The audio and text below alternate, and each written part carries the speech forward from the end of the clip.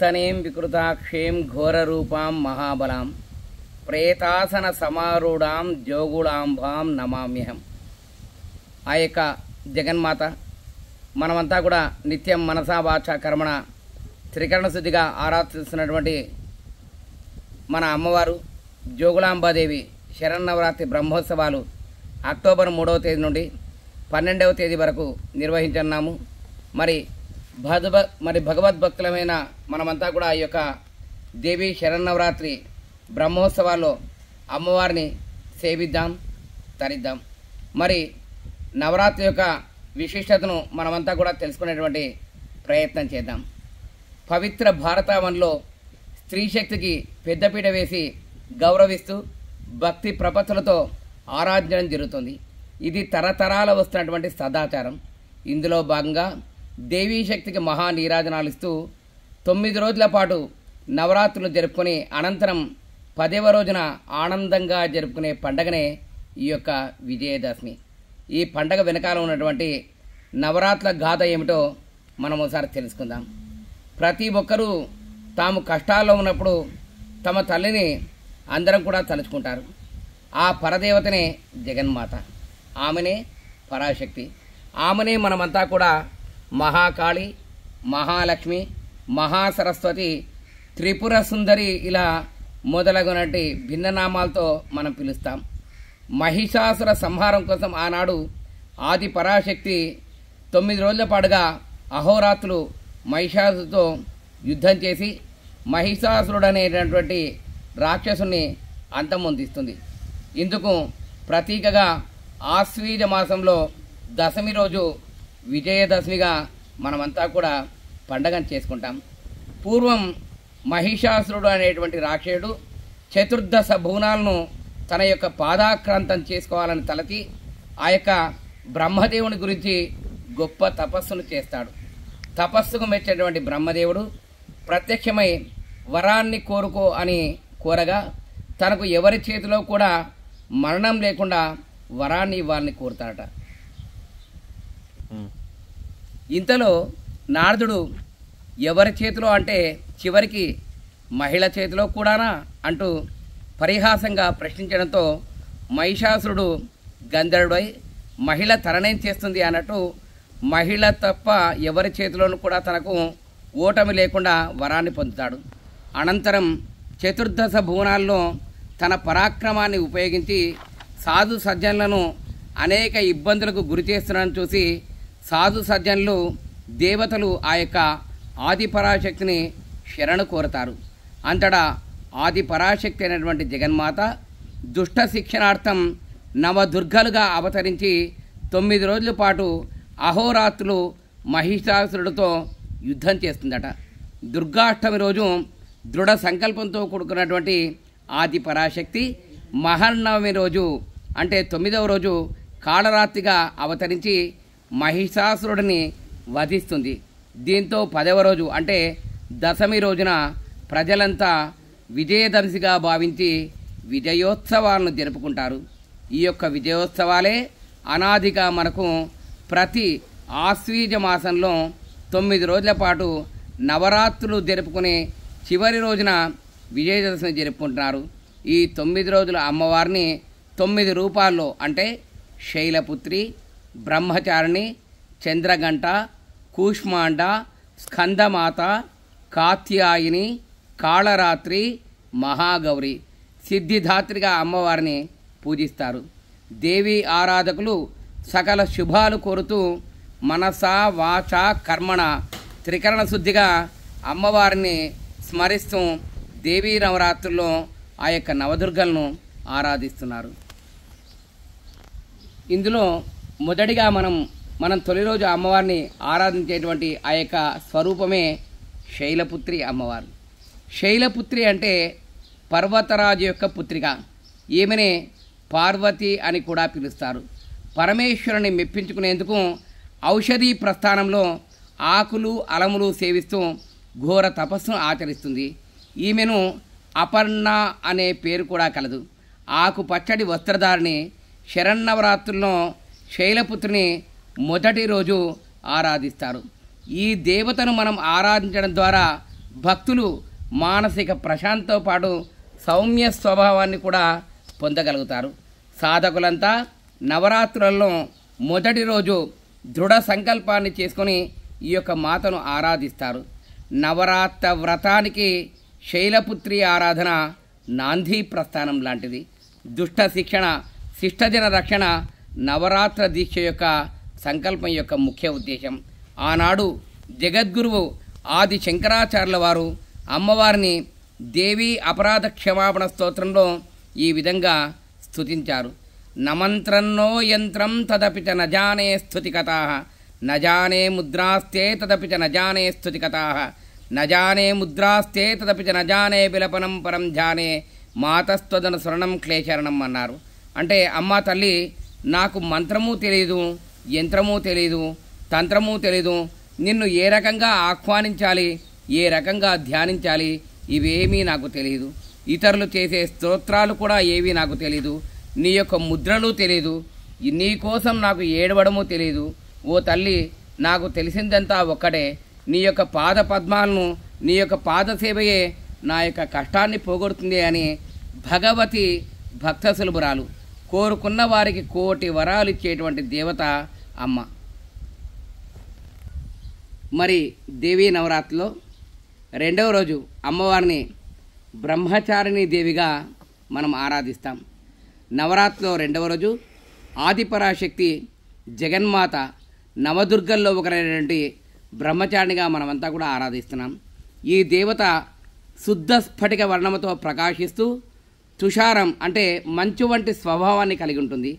ఈ అమ్మవారు సాధువుగా చేతిలో పుస్తకాన్ని, అదేవిధంగా జపమాల, కమండలము, దండము కలిగి ఉంటుంది.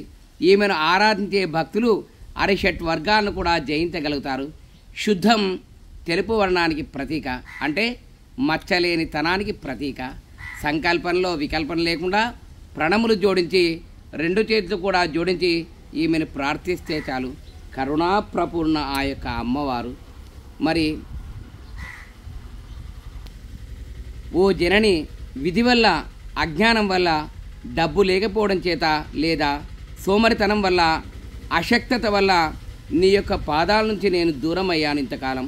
సకల జనాన్ని ఉద్ధరించే ఓ తల్లి అయినా నీవు నన్ను క్షమించగలవు అని అపరాధ క్షమాపణ స్తోత్రంలో సాక్షాత్తు జగద్గురు ఆదిశంకరాచార్యుల వారు అమ్మవారిని ప్రార్థన చేస్తారట.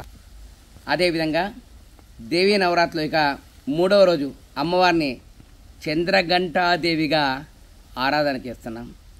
దేవీ శరణవరాత్రుల్లో భక్తుల అమ్మవారిని మూడవ రోజు చంద్రగంటగా మనమంతా కూడా ఆరాధించాలి. మహిషాసుర సంహారం కోసం అమ్మవారు గంటను కూడా ఒక ఆయుధంగా ఉపయోగిస్తారు. అమ్మవారి ఘంటానాథంతో రాక్షసుల మనస్సు కకలా వికలం అవుతుంది. చంద్రఘంటాదేవి పాదాలను ఆ యొక్క రాక్షసులంతా కూడా శరణు వేడేటువంటి పరిస్థితి వస్తుంది. అమ్మవారి ఘంటానాదం యొక్క శబ్దం భక్తులకు మంగళధ్వనిగా, భక్తుల మనస్సుకు ప్రశాంతత కలిగిస్తుంది. అందుకే ఉత్తర భారతదేశంలో నవరాత్రులలో మూడవ రోజు చంద్రఘంటాదేవిని ఆరాధిస్తూ వివిధ రకాలైన మంగళ వాయిద్యాలను ఆలపిస్తారు. అమ్మవారిని ఆరాధించిన వారికి మంగళం కలుగుతుంది. దేవీ మహాత్యంలో కూడా ఈ విధంగా చెప్పబడింది. ఆపదీ కిం కిరణామయం స్మరణీయం, అంటే ఆపత్ సమయంలో మనం ఏం చేయాలి?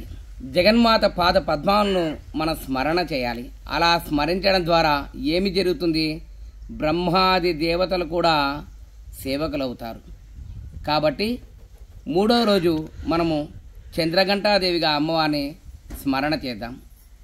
అదేవిధంగా దేవీ శరన్నవరాత్రిలో నాలుగవ రోజు కూష్మాండాదేవిగా ఆ యొక్క జగన్మాతను మనం ఆరాధన చేద్దాం. దేవీ శరన్నవరాత్రిలో నవదుర్గల్లో ఒకరైనటువంటి కూష్మాండాదేవిగా అమ్మవారిని ఆరాధన చేయాలి. ఈ అమ్మవారు శాకాంబరధరిగా ప్రసిద్ధి చెందింది. కూష్మాండం అంటే బ్రహ్మాండానికి సంకేతంగా మనం చెప్పవచ్చు. జగన్మాత అయినటువంటి అమ్మవారు బ్రహ్మాండమంతా కూడా తానై ఉంటానని భక్తులకు సంకేతాన్ని ఇస్తూ ఆ యొక్క భక్తులను రక్షిస్తుంది. కూష్మాండమాత అయిన ఈ అమ్మవారు సౌమ్యంగా ఉంటుంది. మరి వామాచార పద్ధతులను అనేక ఆలయాల్లో కూడా నేటికి కూష్మాండ బలిదానాలనే చేయడం విశేషంగా మనం చెప్పుకోవచ్చు. దేవి శరన్నవరాత్రి బ్రహ్మోత్సవాల్లో ఇక 5వ రోజు అంటే సరిగ్గా ఈ యొక్క దేవీ నవరాత్రిలో సగభాగం పూర్తయ్యే నాటికి 5వ రోజు మనం అమ్మవారిని స్కందమాతాదేవిగా ఆరాధన చేస్తున్నాం. స్కందుడు అంటే కార్తికేయుడు. పౌరాణిక కథల ప్రకారం శక్తికి 2 కుమారులు, అందులో ఒకరు గణపతి. ఇతను గణాలకు అధ్యక్షుడు కాగా మిగిలిన వాడైన కుమారస్వామి సైన్యానికి అధ్యక్షుడు. నవరాత్రులలో 5వ రోజు అమ్మవారిని స్కందమాతగా పూజించడం వల్ల మన అందరిలోని అరిషట్ వర్గాలు నశిస్తాయి. అమ్మవారిని ఆరాధించడం వల్ల ఆ యొక్క షడ్గుణాలు షట్ ప్రవర్తనలు కూడా చేకూరుతాయి. షణ్మతారాధకులకు స్కందమాతను అధికంగా పూజిస్తూ వస్తూ ఉంటారు. కాబట్టి మనం 5వ రోజు అమ్మవారిని స్కందమాతగా ఆరాధించడం వల్ల సకల ఈప్సితాలన్నీ కూడా అమ్మవారు అనుగ్రహిస్తారు. చంద్రహాసోజ్వలకర శార్దూలవరవాహన కాత్యాయని శుభం దద్యాన్ దేవీ దానవఘాతిని. నవదుర్గలలో 6వ రోజు ఆ యొక్క జగన్మాత అయినటువంటి ఆదిపరాశక్తిని మనము కాత్యాయని దేవిగా ఆరాధన చేస్తున్నాం. అయితే చంద్రహాసోజ్వలకర అంటే చంద్రహాసం అనే ఆయుధంతో ఉజ్వలమైనటువంటిగా అమ్మవారు ప్రకాశిస్తుంది ఈ తల్లి. శార్దూల వరవాహన అంటే పులిని అమ్మవారు ఆసనంగా చేసుకుని ఉంటుందట. అలాంటి కాత్యాయని సకల శుభాలను ఇచ్చుగాక దేవీ దానవగతిని అంటూ అమ్మను మనమంతా కూడా ప్రార్థన చేస్తున్నాం. కాత్య మహర్షి పరాశక్తి గురించి చిరకాలం తపస్సు చేయగా అమ్మవారు ఆ ఇంట జన్మించాడట. అందుకే ఈ యొక్క అమ్మవారిని కాత్యాయని అనేటువంటి పేరు వచ్చింది. అలాగే మహిషాసుర మర్దనం జరిగిన సందర్భంలో దేవతలంతా కూడా ఒకచోట సమావేశం అయ్యారట. ఆ యొక్క సమయంలో అందరి ముఖాల్లో నుంచి ఒక గొప్ప తేజస్సు వచ్చింది. ఆ తేజస్సు నుండే మహాశక్తి ఆవిర్భవించిందట. ఆమెను ఆరాధించడం ద్వారా ప్రధానంగా కన్యలకు వివాహ యోగం కలుగుతుందని చెప్తుంటారు. గోపికలంతా కూడా కృష్ణ పరమాత్మే భర్త కావాలని కోరుతూ కాత్యాయని వ్రతాన్ని చేస్తారట. కాత్యాయని ధ్యానం అనేది ఎంత చక్కగా నిష్ఠగా చేస్తూ భక్తితో నమస్కరిస్తామో వారికి అంతటి సకల శుభాలు చేకూరుతాయట. మరి నమస్కారం అనేది ఎప్పుడు ఎక్కడ ఎలా ఎవరికి ఏ రకమైన నమస్కారం చేయాలి అనేటువంటి విధి విధానాలు కూడా ఉన్నాయి. ఇక దేవీ నవరాత్రుల్లో 7వ రోజు ఆ యొక్క జగజ్జనని అమ్మవారిని మనం కాళరాత్రిగా ఆరాధన చేస్తాం. నవరాత్రి అన్నిటిలో కూడా 7వ రోజు కాళరాత్రికి ఎంతో ప్రత్యేకమైన ఆ యొక్క మహత్తర శక్తి ఉంది.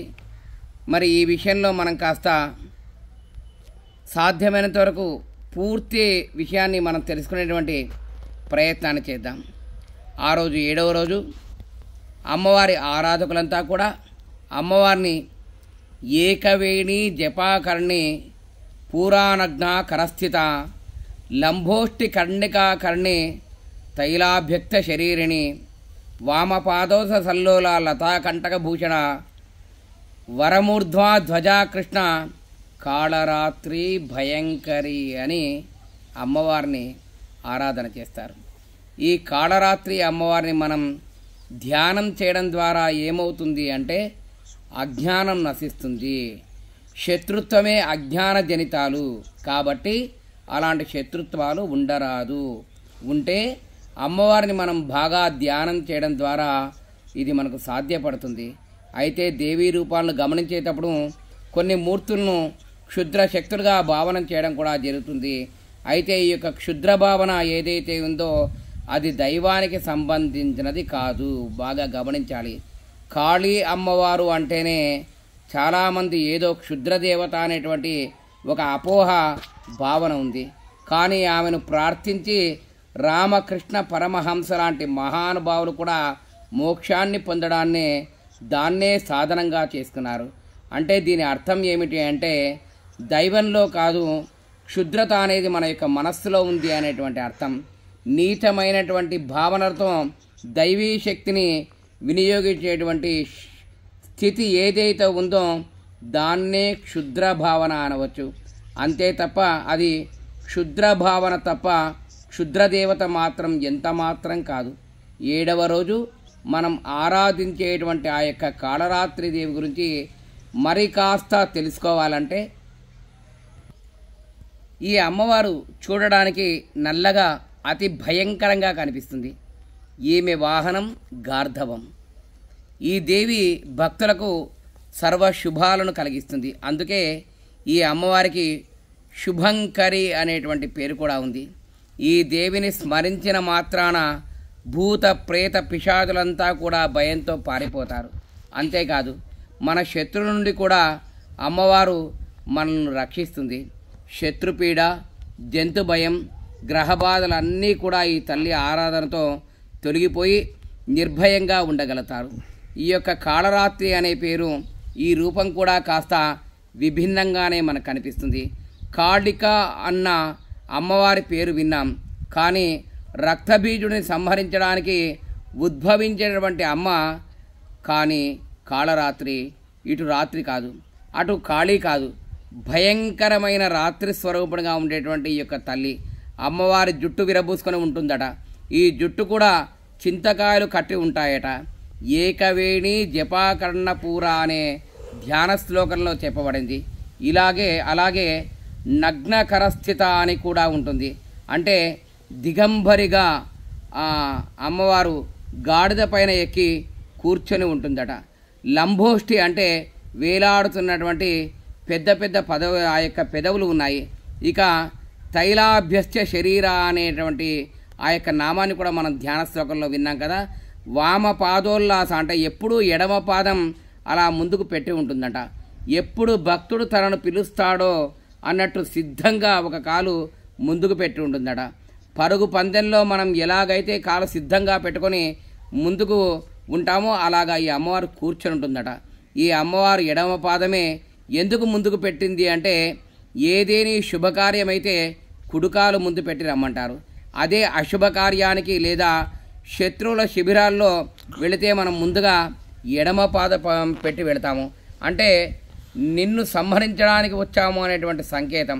మరి అమ్మవారు ఎడమ పాదం ముందుకు పెట్టింది అంటే తన భక్తులు ఎవరైనా కష్టంలో ఉండి శత్రువుల చేత పీడించబడితే ఉన్నారో అంటే ఆ కష్టాన్ని కలిగించే వారిని నేను నా యొక్క కాలితో తన్ని భక్తులను నన్ను శరణుగోరిన వారిని నేను రక్షిస్తాను అనే సంకేతాన్ని మనం ఇక్కడ గమనించాలి.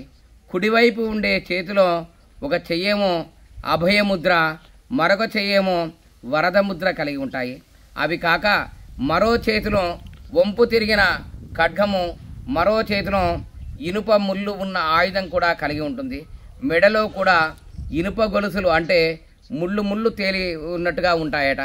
అంతేకాక ఈమెకు కళ్ళు కూడా 3 కళ్ళు ఉంటాయట. ఈ 3 కూడా ఆ యొక్క కళ్ళు ఎర్రగా గుండ్రంగా తిరుగుతూ చూసేవారికి భయాన్ని కలిగించే విధంగా ఉంటాయట. చూడటానికి ఇంత భయంకరంగా కనిపించే ఈ తల్లి తన భక్తులకు మాత్రం సర్వ శుభంకరి అని చెబుతారు. ఇక దుష్టులకు భయంకరి. ఆ అని పిలిస్తే మా అనే పిలిచేలోపు పరిగెత్తి భక్తులను రక్షించే విధంగా ఉంటుంది. ఈ పేరు ఒక్కసారి వింటే చాలు, ఎంతటి రాక్షసులైనా కూడా పరుగు పెట్టాల్సిందే.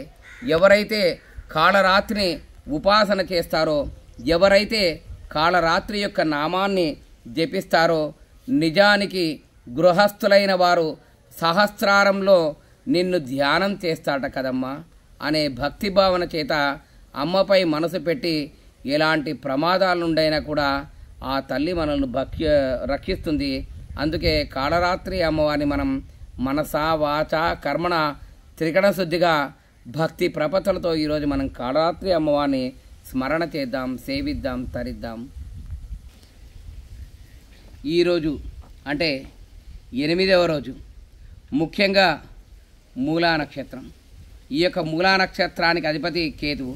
కేతువు అంటే దైవకారకుడు, జ్ఞానకారకుడు, మోక్షకారకుడు. అదేవిధంగా పశు సంపదలను సస్యాభివృద్ధిని చేసేవాడు కూడా ఈ యొక్క కేతువే. కాబట్టి ఈరోజు మనం భక్తితో చేసే ఆరాధనకు ఆ యొక్క కేతు మనందరికి కూడా సహకరిస్తాడు. సహకరించడమే కాదు, ఆయా భావాలకు కారణమైనటువంటివన్నీ కూడా మనకు ప్రసాదిస్తాడు. కాబట్టి నవదుర్గల్లో ఈరోజు మనం అమ్మవారిని మహాగౌరిగా అలంకరించి ఆ యొక్క జోగులాంబ తల్లిని ఆరాధించడం చేస్తున్నాం. అంతేకాదు మహాసరస్వతి రూపంలో కూడా మరికొందరి యొక్క అమ్మవారిని ఆరాధించేటువంటి సాంప్రదాయం ఉంది. నరహ అంటే ప్రవహించేది అని అర్థం. మనలో వివేకం, విజ్ఞానం నిత్యం ప్రవహించాలి.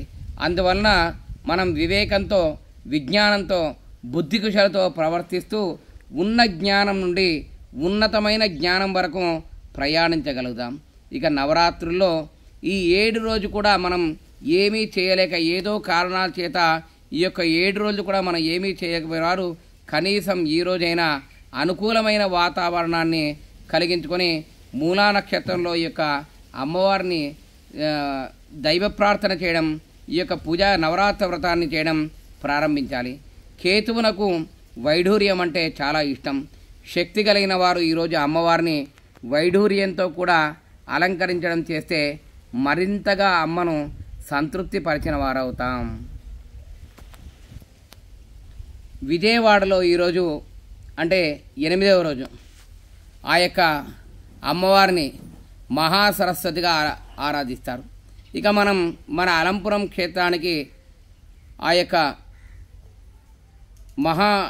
అంటే శ్రీశైల మహాక్షేత్రంలో మనం గమనించినట్టయితే అక్కడ భ్రమరాంబికాదేవి కావచ్చు, అలంపూర్లో వెలిసినటువంటి జోగులాంబాదేవి అమ్మవారిని కూడా సింహవాహనంపై ఆశీర్లు చేసి గ్రామం పురవీధుల గుండా ఊరేగుతూ భక్తులను ఆయా దేవతలు అనుగ్రహిస్తారు. కాబట్టి భక్తులు కూడా అమ్మవారి రాకను స్వాగతిస్తూ పత్రం పుష్పం ఫలం తోయం అన్నట్టుగా అమ్మవారికి పూలు పండ్లు సమర్పణ చేస్తూ భక్తి ప్రపత్తులతో ఈరోజు మహాగౌరిని మనమంతా కూడా ఆరాధన చేద్దాం. ఇక చివరిగా 9వ రోజు భక్తులకు దేవీ నవరాత్రుల సందర్భంగా శుభాకాంక్షలు తెలియజేస్తూ దేవీ శరణార్థి ఉత్సవాలు మరి 9వ రోజు ఈ యొక్క నవదుర్గల్లో అమ్మవారిని సిద్ధిదాత్రిగా అలంకరించి ఆరాధించడం అనేది ఆనవాయితీ. 9వ రోజు పూజించగలిగిన అమ్మవారు సిద్ధిదాత్రి. బ్రహ్మవైవస్వ పురాణాల్లో చెప్పినటువంటి విధంగా ఈ యొక్క సిద్ధిదాత్రి అంటే సిద్ధులను ఇచ్చినది అనే అర్థం. ఆమె పేరులోనే ఉంది సిద్ధిదాత్రి అని. అందుకే అమ్మ సార్థక నామధేయురాలు. సిద్ధిదాత్రిని పూజించడం ద్వారా సకల సిద్ధులను మనం పొందగలుగుతాం. సిద్ధులు అంటే అణిమ, మహిమ, చైవ, గరిమ, లఘిమ తథా ఇలా 18 సిద్ధులు కూడా మనం అమ్మవారి ద్వారా పొందగలం. ఈరోజు మహిషాసురమర్ధిని కూడా పూజించాలి. ఎందుకంటే అమ్మవారు ఈరోజు మహిషాసురుణ్ణి సంహరించేందుకు అమ్మవారు మహిషాసురమర్ధినిగా ఉంటుంది. ఈ అమ్మవారు అసాధారణ శక్తులను కలిగి ఉంటుంది. మహిషము అంటే దున్నపోతు అని అర్థం. మహిషాసురుడు గొప్ప తపస్సు చేసి తనకు ఎవరి నుండి కూడా మరణం లేకుండా వరం పొందుతాడట. అయితే స్త్రీ తననేం చేస్తుందిలే అని ఆ యొక్క వరంలో స్త్రీమూర్తిని గురించి మాత్రం వరాన్ని పొందడం మర్చిపోతాడు. దుర్గాష్టమి రోజు దృఢ సంకల్పంతో కూడుకున్న అమ్మవారు మహర్నవమి రోజు అంటే 9వ రోజున కాళరాత్రిగా అవతరించి మహిషాసురుని వధిస్తుందట. దీంతో 10వ రోజు అంటే దశమి రోజున విజయదశమిగా భావించి ఈ యొక్క విజయదశమి జరుపుకుంటాం. దుష్ట శిక్షణ, శిష్టధన రక్షణ మానవ లక్ష్యం కావాలని ఈ యొక్క నవరాత్రుల్లో దేవీ ఆరాధన ద్వారా మనకు తెలియజేస్తుంది. కాబట్టి ఆ యొక్క జగజ్జనని లోకపావనైనటువంటి జోగులాంబ అమ్మవారిని ఈ యొక్క నవరాత్రుల్లో భక్తి ప్రపత్తులతో నవదుర్గలుగా అమ్మవారిని మనం సేవిద్దాం, తరిద్దాం. జోగులాంబ అమ్మవారి కృపకు మనమంతా కూడా పాత్రులవుదాం. ఓం శ్రీమాత్రే నమః. జై బులో జోగులాంబ మాతాకి జై.